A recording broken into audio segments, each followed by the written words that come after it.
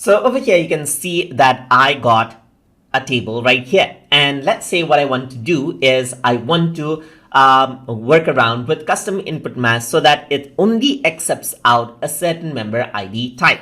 So right now I can type in anything, but let's say I want the member ID to be 2 letters, then 4 digits right here. So I'm just going to type in 4 digits, then 2 letters. So let's say I want it to be in this format. So what I'm going to do to make sure that the input mask reflects that is I'm going to right click over here on the design table and then go to design view right here. So on the member ID, what I want to do is I want to work around with input mask. But for reference on how I can make such an input mask according to how I like it, first of all, I'm going to go around into the help menu. I'm going to go around into help, and over here in help, I'm going to search for input mask right here. So just like this, I'm just going to press enter. So what happens is that it searches around for input mask accordingly.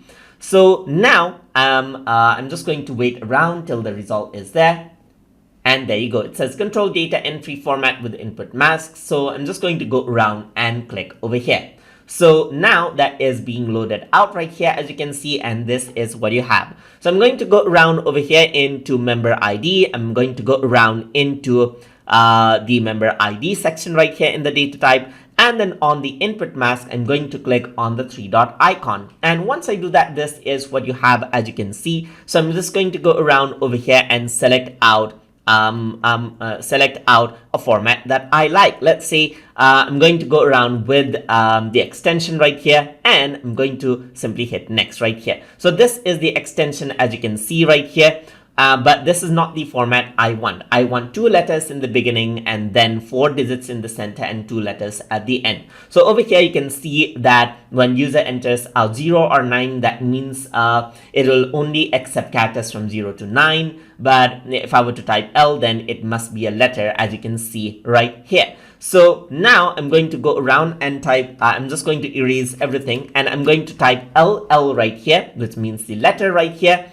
And I'm going to just add in a dash over here as well, and then add in 9999. That means it is going to be numbers, and then finally LL. So over here, I can just type in. Now you can see that the format actually pops up. So you can add in letter right here, and then it has to be numbers. It won't accept out any letters right here. It got to be 4 numbers and 2 letters again. So this is how it'll actually pop up right here, as you can see. So I'm going to hit next because that is what I want. And I'm going to save the symbols with the mask like this itself, with the dash itself. So I'm just going to say with the symbols in the mask like this. So I'm going to hit next right here and finish.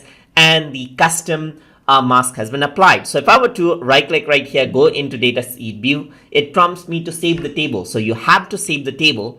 And over here in member ID, you can see that that format pops up. So you can go around and type in letter right here, then it only will accept number and another letter. So that is the member ID. You can go around over here, and that is the same. So it won't allow you to actually add in any number. It has to be letters. Then it won't allow you to add any letters right here. It has to be numbers from there onwards. So you have to go around, type in numbers and then letter, and there you go. This is how it actually works out.